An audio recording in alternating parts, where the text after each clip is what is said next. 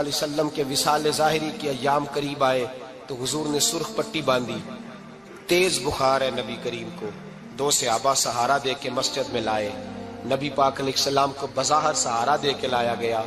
کریم رسول نے لوگوں کو جمع کیا، حضور آج کیا ہونے والا ہے، آج کیا کہا جائے گا، آج کس لیے میٹنگ بلائی ہے؟ نبی کریم کے کل صحابہ جب مسجد میں جمع ہوئے تو کھچا کھچ مسجد بھری ہے۔ وصال ظاہری سے چند یوم پہلے کی بات، نبی پاک نے فرمایا آج تمہیں کوئی جہاد کی ترغیب نہیں دینی، آج کوئی نیا پیغام نہیں دینا، آج تمہیں بتانا ہے کہ رب نے اپنے بندے کو اختیار دیا ہے، چاہے تو دنیا میں رہے، چاہے تو اس کی بارگاہ میں حاضر ہو جائے۔ اس عبد نے بارگاہ ربوبیت کی طرف لوٹنے کا ارادہ کر لیا ہے۔ حضرت صدیق اکبر رونے لگے تو صحابہ نے کہا تمہیں کیا ہوا؟ کہنے لگے سمجھ نہیں رہے، کسی کی بات نہیں کر رہے، نبی پاک تو اپنی بات فرما رہے ہیں، اس نے جانے کا ارادہ کر لیا۔ سنیے میرے بھائی، محبوب پاک نے فرمایا بھائی کسی شخص کو میری طرف سے کوئی تکلیف پہنچی ہو تو بدلہ لے سکتا ہے، بدلہ لے سکتا ہے، کسی کو تکلیف پہنچی ہو۔ صحابہ پھوٹ کے رونے لگے، محبوبہ کرم ہی کرم ہوا ہے، رحمت ہی رحمت آئی، آپ کے بارے میں گمان کرنے والا بھی دائرہ ایمان سے نکل جائے۔ حضور آپ کیا فرما رہے ہیں؟ فرمایا نہیں بھائی اٹھو۔ پیچھے سے جناب عکاشہ بن محصن اٹھے، ہاتھ کانپتے ہیں، آگے بڑھے، کہنے لگے یا رسول اللہ، ایک جنگ کے موقع پر آپ نے درہ مارا تھا، ننگی پیٹھ پر صفیں سیدھی کراتے، بات دل میں رہ گئی ہے، میں نے بدلہ لینا ہے۔ نبی کریم نے فرمایا بلال دوڑ کے جاؤ، فاطمہ کے گھر درہ پڑا ہے، درہ لاؤ۔ سیدنا بلال حبشی کہتے میں گیا، دستک دی سیدہ طیبہ طاہرہ، حضرت فاطمہ فرمانے لگی بلال کیسے آئے ہو؟ اماں جی وہ درہ چاہیے تھا۔ سیدہ کو تشویش ہوئی، کہنے لگے بلال نہ تو جنگ پہ جانا ہے، نہ جہاد ہے، نہ کوئی ایسا موقع ہے، حضور کی تو طبیعت مبارک بظاہر بڑی علیل ہے، درہ کیا کریں گے؟ حضرت بلال عرض کرنے لگے اماں جی ایک صحابی بدلہ لینے لگے ہیں، صاحب طبقات نے جملے لکھے ہیں، کہتے ہیں بی بی صاحبہ نے درہ بھی دیا اور امام حسن حسین کو بھی باہر نکالا۔ فرمانے لگی عکاشہ سے کہنا 100 درے مارے، ان 2 شہزادوں کے جسم پر نبی پاک کے قریب نہ جائے، میں نے 2 بچے پیدا ہی اپنے محبوب پر قربان کرنے کے لیے کیے، ان کو لے جائے۔ حضرت بلال کہتے ہیں میں 2 شہزادے لے کے آیا، اور جب دروازے میں میں لے کے پہنچا تو نبی پاک نے دیکھا تو آنکھوں میں آنسو آ گئے۔ فرمایا ان کو بٹھا دو، مجھے پتا ہے فاطمہ نے کیا کہہ کے بھیجا ہے۔ حضرت سیدنا بلال فرماتے ہیں درہ میں نے جناب عکاشہ کو دیا، حضرت عکاشہ درہ لے کے آگے جو بڑھے تو حضرت ابو بکر صدیق نے ان کے پیروں پہ ہاتھ رکھا، فرمایا عکاشہ میری طرف آ یار، مجھے مار درے، نبی پاک کے قریب نہ جا۔ مصطفیٰ کریم نے فرمایا ابو بکر تو ہٹ جا، اسے آنے دے۔ فرماتے ہیں میں چند قدم آگے گیا تو مولا علی شیر خدا نے میرے پیر پہ ہاتھ رکھا، کہنے لگے عکاشہ سوچ تو صحیح تو کیا کر رہا ہے؟ حضور نے فرمایا علی ہٹ جاؤ، میرا اور ان کا معاملہ ہے۔ جناب عکاشہ آگے بڑھ رہے، نبی کریم نے فرمایا میں اپنی امت کو درس دینا چاہتا ہوں، خبردار خبردار زندگی میں تمہارے ہاتھ سے زبان سے کسی کو تکلیف نہ پہنچنے پائے، خبردار یاد رکھنا وہ معاشرے بگڑ جاتے ہیں، وہ معاشرے تباہ کر دیے جاتے ہیں جہاں ظلم ہوتا ہے، جہاں زیادتی ہوتی ہے، جہاں لوگوں کو ستایا جاتا ہے۔ محبوب کریم کے قریب آئے حضرت عکاشہ، کہا حضور میری پیٹھ ننگی تھی، آپ بھی ذرا کپڑا ہٹائیے۔ نبی کریم نے پیٹھ سے کپڑا ہٹایا، جناب عکاشہ نے درہ جو اٹھایا تو صحابہ کی چیخیں نکلی، حضرت عکاشہ نے درہ دور پھینکا، حضور کے بطن اطہر سے لپٹ گئے، چومنے لگے، کہنے لگے حضور وہ تو صفیں سیدھی کراتے لگ گیا تھا، آپ نے کہاں مارا تھا؟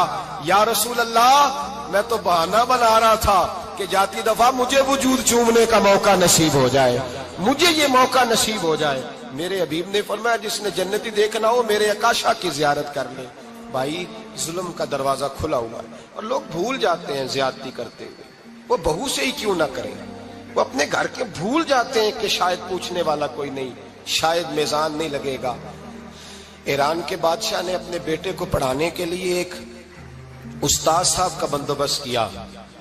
استاد صاحب کو کہا کہ میرے بچے کو دین پڑھائیے، میں چاہتا ہوں کل اس نے عنان حکومت کو سنبھالنا ہے تو یہ دین سے آگاہ ہو جائے، اس کو کچھ سکھائیے پڑھائیے۔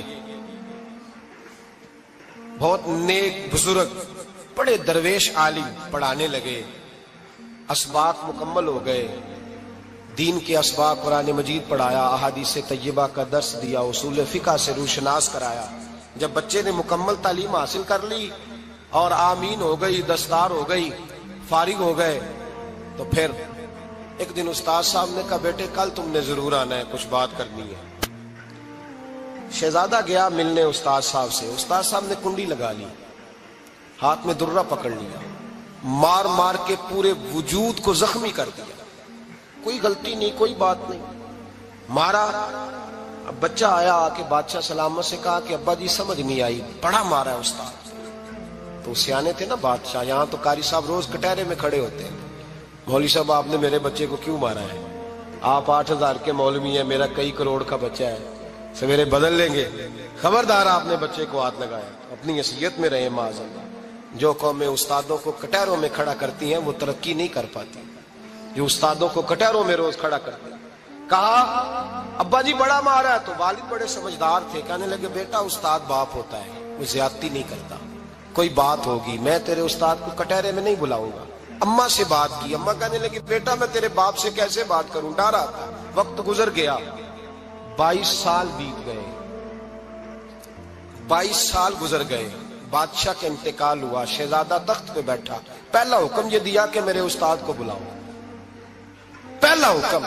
استاد جی بوڑھے ہو گئے تھے، چھڑی کے اوپر ٹیک لگا کے آئے اور بھویں سفید ہو کے جھک گئی تھیں، یوں آنکھ کھول کے بڑی مشکل سے دیکھا، کہنے لگے شہزادے حکم ہو۔ کب میں شہزادہ نہیں، اب میں بادشاہ بن گیا ہوں۔ استاد جی 22 سال بیت گئے، آپ نے مارا تھا، پر وہ درد چونکہ زیادتی کی تھی، میرا قصور کوئی نہیں تھا، تو نہ میری روح سے درد گیا ہے نہ میرے جسم سے گیا ہے، میں بے اختیار تھا، پوچھ نہیں سکتا تھا، آج با اختیار ہوا ہوں۔ سب سے پہلے پہلا حکم آپ کو دیا، بلایا ہے، بتائے کیوں مارا تھا، کیوں مجھے مارا تھا، میری زیادتی بتائے۔ تو استاد، بوڑھے استاد کی آنکھیں آنسوں سے بھر گئی، کہنے لگے بیٹے بس آج کے دن کے لیے مارا تھا، یہ جو دن آ گیا نا میری زندگی میں اس لیے مارا تھا، یہ میں چاہتا تھا میری زندگی میں وقت آئے، آج کے بس میری مراد پوری ہو گئی۔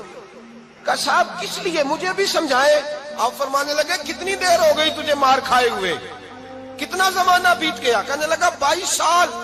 فرمایا زخم بھولے تو نہیں، درد ختم تو نہیں ہوئی، تمہیں بات 1 منٹ کے لیے بھی تمہارے حافظے سے محو تو نہیں ہوئی؟ کہا استاد جی روز رات کو یاد آتی، روز خیال آتا تھا۔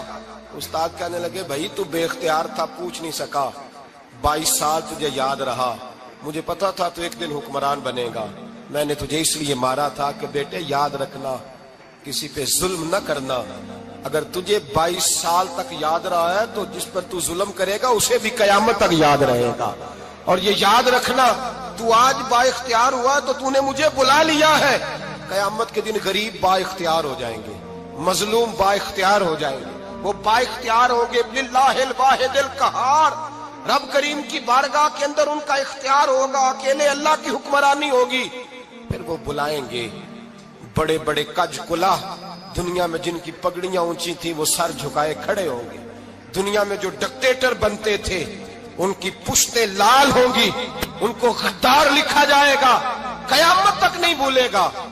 ظلم کرنا تو سوچ سمجھ کے کرنا، اتنا کرنا جتنا تم سہ سکتے ہو، اتنی زیادتی کرنا جتنی قیامت میں تم برداشت کر سکتے ہو۔